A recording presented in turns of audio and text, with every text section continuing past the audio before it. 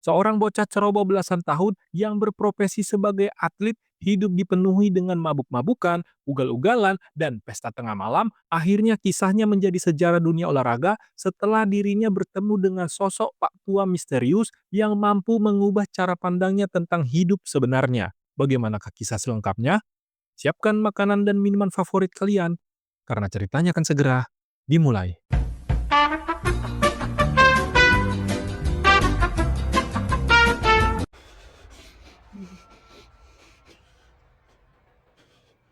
Bermula dari seorang pemuda yang terbangun dari mimpi buruknya, di mana di dalam mimpinya itu pergelangan kakinya patah dan tak bisa melanjutkan keahliannya sebagai atlet gelang-gelang. Dengan nafas terengah-engah di jam 3 pagi, pria yang tidur dengan teman wanitanya memilih melatih staminanya dengan berlari dan tak begitu jauh dari asramanya, Wilman, pemuda yang tak bisa tidur, menemukan sebuah minimarket sederhana yang sudah mulai buka.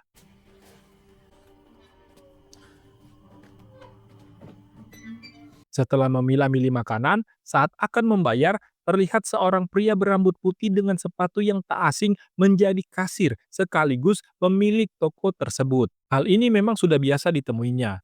Tapi saat akan pulang dan memastikan toko itu jauh dari kata mistis, dia menoleh ke belakang. Sosok Pak Tua itu mengantarnya hingga keluar. Menoleh ke belakang lagi, begitu kagetnya dia, kini Pak Tua itu menghilang dari posisi awalnya dan berada di genteng tokonya. Oh, we gone, baby. Come on. Oh, hey. Di keesokan harinya, setelah selesai pemanasan, di dalam sebuah aula, Wilman yang memang punya sifat sok jagoan, tiba-tiba Mailman. Mailman! dengan skill papasan, Danny Willman mencoba membuat pelatihnya terkesan dengan melakukan salto sebanyak 3 kali berturut-turut, di mana belum ada orang yang mampu melakukannya. Apapun akan dilakukannya agar dirinya menjadi atlet utama saat pertandingan Olimpiade nanti. Malam berganti subuh, dengan perasaan penuh penasaran, dia kembali lagi ke minimarket kemarin subuh untuk mendapatkan jawaban. Sayangnya, dengan perasaan kecewa, dirinya harus pulang dengan tanpa informasi lantaran isi dalam percakapan mereka hanyalah menyudutkan atlet muda ini. You're a freak, and I don't need you freaking me out. Sepulang dari sana, Wilman yang terbiasa mabuk-mabukan sedikit bersenang-senang dengan teman-temannya sesama atlet dengan push up terbalik di mana mereka meletakkan bir di telapak kakinya dan bertaruh siapa yang paling kuat. Kali ini pertemanan mereka sepertinya agak renggang, dikarenakan Wilman yang terbilang tampan di penglihatan wanita dengan sengaja tibar atau tidur bareng dengan pacar temannya bernama Tommy. Selepas dari kekacauan itu pun, seorang wanita cantik sudah antri mengajak pria terfavorit di kampusnya untuk tibar.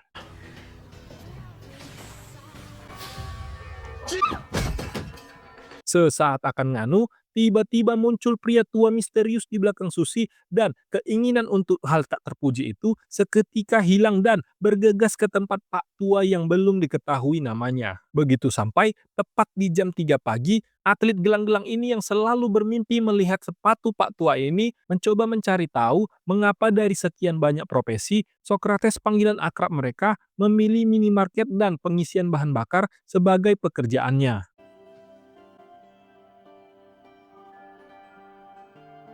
Tak menemukan jawaban yang memuaskan, insting playboy-nya malah mengarah pada wanita yang sedang membawa 2 mangkuk ke sebuah ruangan tempat makan malam Sokrates. Belum diketahui apa hubungannya dengan pemilik swalayan itu, ruangan yang tak boleh memakai sepatu di dalamnya telah tersedia hidangan malam buatan Joy. Perkiraannya, 2 mangkuk itu untuk Joy dan Sokrates. Tapi, pemilik minimarket Texaco telah menyiapkan santap malam untuk tamu yang dibuatnya bingung. She live around here? Menghargai tamunya adalah seorang atlet dengan hidangan buah, terlihat orang yang umurnya berjarak jauh dengan dirinya melahap makanannya seperti orang yang tak pernah diajarkan makan. Kesal dengan Sokrates yang hidupnya penuh aturan, lantas dirinya menantang pemuda itu melakukan setengah jongkok dalam 5 menit. Hal ini akan membuktikan bahwa pola makan dan istirahat yang cukup mencerminkan kesehatan. Anak muda yang masih labil ini menerima tantangan, berdiri setengah jongkok di atas meja, sementara itu Pak Tua ini cukup santai memperhatikan sejauh mana dia bisa bertahan. Efek dari Tiber akhirnya terbukti. Tak ada 5 menit, lututnya yang kopong tak mampu menopang berat badannya. Merasa malu atas perkataannya yang angkuh, secepat dia bisa segera pergi dari sana. They don't want you to find your own answers. They want you to believe theirs. Di keesokan harinya, tiba-tiba saja saat masih di asrama, sebuah kabar tak mengenakan masuk lewat telinganya. Salah satu atlet berbakat bernama Kylie mengalami cedera patah tulang saat sedang berlatih. Kylie yang sebagai atlet kuda pelana terbaik di sana harus tersingkir dari singgasananya. Itu artinya peluang untuk Wilman dan rekan-rekannya mengisi formasi yang kosong. My first thought was about how maybe Kyle's fall could work out for me. Tepat di hari ini, di bengkel Socrates inilah, dirinya menunjukkan seberapa kuat dirinya saat menggunakan otak sebagai refleks pertama. Beberapa obeng yang dilempar secara tak terarah dan dengan ayunan yang kuat, tertangkapnya dengan mudah. Kemudian, Wilman ditantang kembali untuk menyentuh pipinya.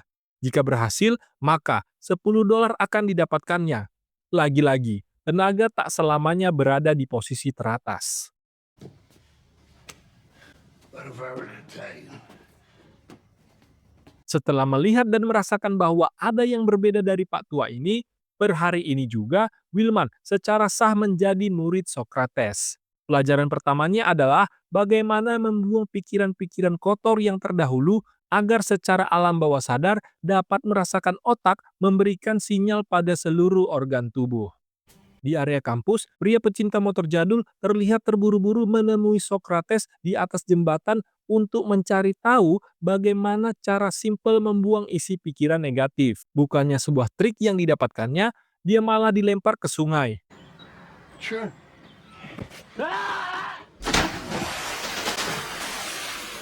Tapi, tindakannya itu semata-mata bukan tanpa alasan. Dia menunjukkan bahwa dalam keadaan terlempar tadi, pikiran secara spontan memberikan refleks yang alami mengosongkan pikiran sehingga dengan begitu tiba-tiba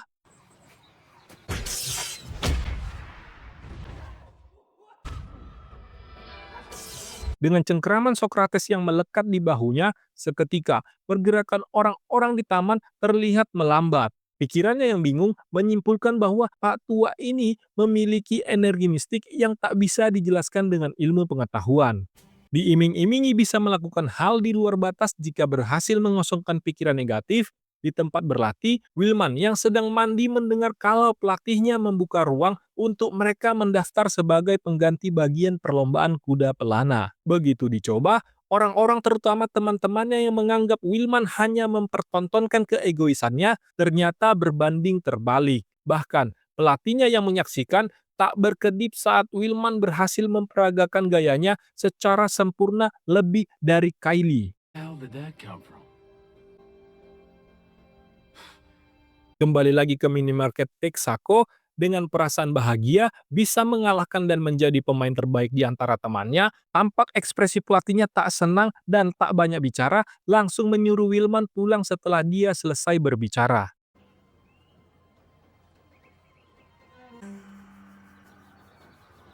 Kesal disuruh pulang begitu saja, dirinya yang sengaja menunggu fajar tiba dan mencoba mengikuti apa dan bagaimana kegiatan sehari-hari Pak Tua ini dari belakang tanpa ketahuan tujuannya malah ke tempat berlatih alias asrama.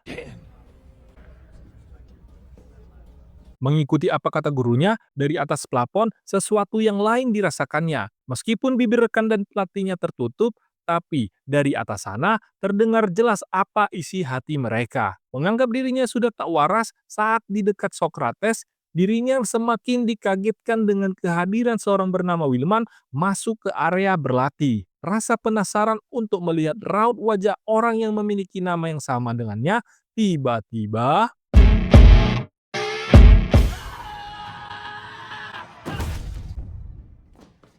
bagaikan terkena ilusi Uchiha Itachi, ternyata Danny Wilman masih di bengkel Socrates saat dirinya baru selesai mengalahkan teman-temannya di latihan kuda pelana.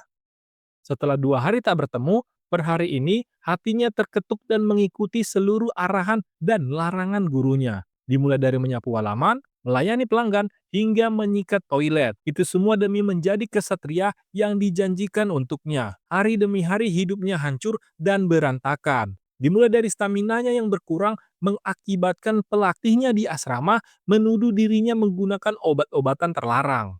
Next time you're tired, go take a nap instead of coming to practice. Di malam hari seperti biasanya, anak didiknya yang sudah muak dengan alih-alih dilatih malah menjadi pegawai tanpa dibayar. Wilman tak menyadari bahwa Socrates mengajarinya bagaimana meredam emosi dan egonya sepertinya tak membuahkan hasil. Bagi pemilik minimarket itu, untuk melatih muridnya yang masih berumur 20 tahunan ini diperlakukan seperti membuat adonan roti. Malam itu adalah hari terakhir dirinya mengikuti apa kata pelatihnya.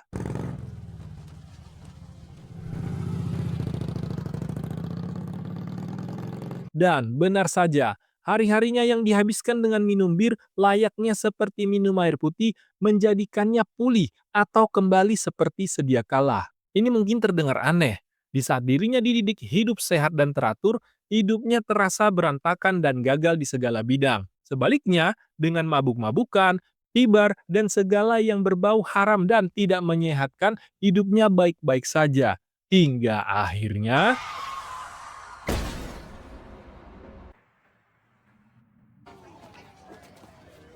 akibat dari kejadian itu, Wilman yang terbangun kaget melihat saturasi oksigen menempel di jarinya dan kaki kanannya yang mati rasa. Dokter menjelaskan bahwa kecelakaan yang dialaminya cukup parah. Bukan hanya patah, tapi pergelangan kakinya pecah menjadi 12 bagian. Jadi, dokter memasang logam baja sebagai penyambung antara tulang ke tulang lainnya. Dan menurut analisa dokter, untuk seterusnya Wilman akan pincang dan tak bisa berjalan, apalagi ikut Olimpiade. Mendengar vonis dari dokter, egonya yang setinggi tumpukan kain kotor mendadak menjadi pria putus asa dan tanpa arah. Hey, coach. Bahkan saat dirinya bertemu dengan Gary pelatihnya, harapannya selaras dengan ucapan dokter. Meskipun Olimpiade masih 8 bulan kemudian, dari segi waktu memang terbilang lama. Tapi secara medis, penyembuhan Wilman bersifat permanen. Itu artinya harapannya memang sudah sampai di sini. Tak kenal sifat menyerah, diam-diam dengan kondisi seperti ini, dirinya mengirim surat permohonan kepada Komite Olimpiade agar mendapat kompensasi. Tapi pelatih tak mau mengambil resiko. Kini sudah saatnya posisinya beralih ke tempat penonton. Wilman yang dulunya seorang atlet sombong, mudah mendapat teman, dan juara di segala bidang olahraga, seketika menjadi pria murung saat seluruh orang yang dikenalnya mendadak menjauhinya. Setelah mengetahui bahwa dia bukan apa-apa, oleh karena itu, Socrates yang sedang memperbaiki mobil adalah orang yang tepat untuknya di kala senang dan dukanya.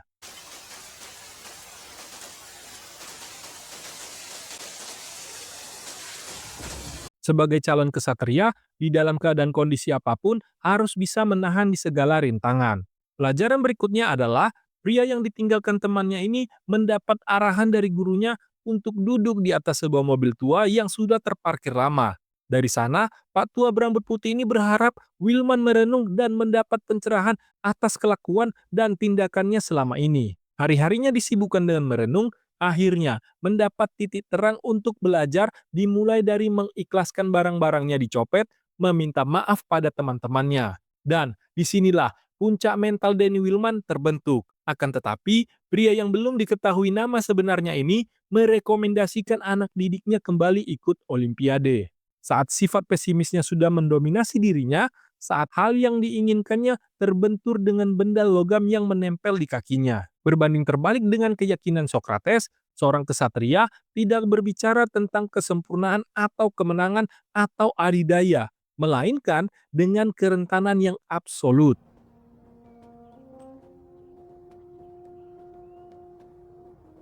Diam-diam, saat Danny terbaring di rumah sakit, tanpa sepengetahuan dirinya, pelatih spiritualnya membangun tempat latihan yang proper untuk Danny. Rasa haru bercampur dengan rasa tidak percaya, baru kali ini dirinya diperhatikan sebegitu detailnya pada orang yang terbilang baru dikenalnya. Pelan-pelan dan berlatih demi kesempurnaan, meskipun latihannya kembali dari awal, semangat juang dan pantang menyerah tak pernah ada di kosakatanya. Beribu-ribu kali jatuh, beribu-ribu kali juga bangkit. Kakinya yang sedari awal kaku berkat latihan konsisten, tanpa disadarinya tongkat yang biasanya dipakainya kini tak dibutuhkan. Rencananya, dia akan mencoba berlatih sendiri sekaligus memamerkan hasil latihannya pada rekannya bahwa dia sudah tak memakai alat bantu untuk berjalan. Which redhead we talking about?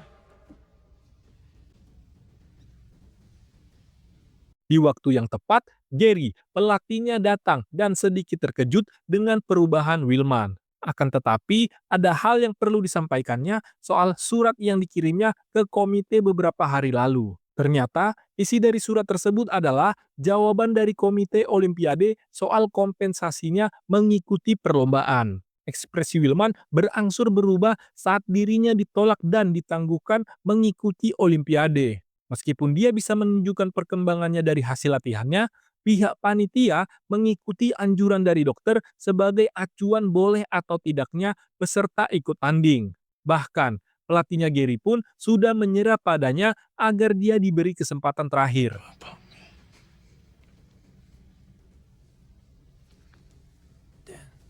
Setelah mengadu dan meminta pendapat gurunya, besoknya mereka akan melakukan hal yang ingin diajak Socrates sejak pertama kali melihat Danny berkunjung ke minimarketnya. Pagi-pagi sekali, mereka mendaki gunung. Sepanjang perjalanan, hanya motivasi yang keluar dari mulutnya Danny. Akan tetapi, setelah 3 jam mendaki hingga ke puncak, raut wajah yang bersemangat tiba-tiba memudar sesaat setelah sepanjang perjalanan tak mendapat maksud dan tujuan mengapa mereka ke sana. Meskipun Danny terkenal cerdas secara akademik, soal penalaran dirasa masih kurang. Sebab tujuan ke bukit tidak lain agar melatih otot kakinya yang tak pernah digunakan dalam waktu yang sangat lama. Millman.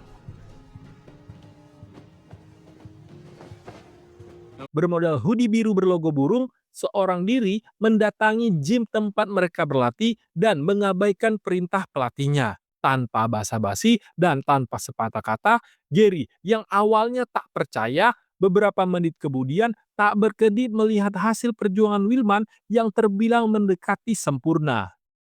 Akhirnya, sesuai keputusan pelatihnya, dirinya diikut sertakan. Namun, sebelum bertanding, niat baik Willman ingin mengucapkan terima kasih sekaligus meminta doa dengan gurunya. Akan tetapi, begitu rombongannya sampai, tiba-tiba gurunya menghilang secara misterius dan yang didapat hanyalah pekerja baru yang sejak semalam menyewa tempat itu.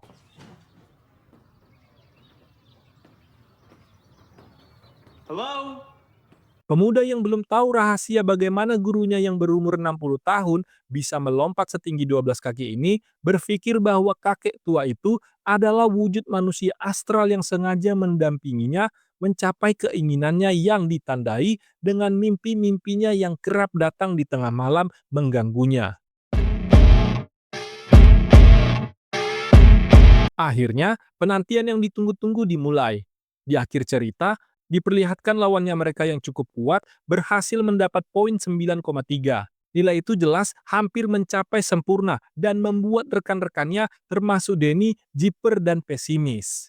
Bahkan, pelatihnya yang mengenal Danny adalah seorang sok jagoan berharap tak melakukan salto 3 kali mengingat kondisinya yang belum stabil. Because less than 10 short months ago, this young man Disinilah buah dari kerja kerasnya yang dianggap temannya adalah sebuah sihir dari kakek tua berbuah manis. Layaknya atlet profesional, semua mata tertuju padanya dengan posisi yang presisi, gerakan tanpa gemetar dan tanpa goyangan. Akhirnya, untuk pertama kalinya, mereka meraih medali emas. Dari film ini kita belajar, kejarlah impianmu hingga kamu menggapainya.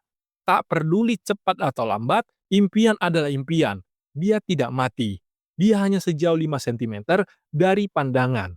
Tetap fokus dan konsisten berlatih. Adios, amigos.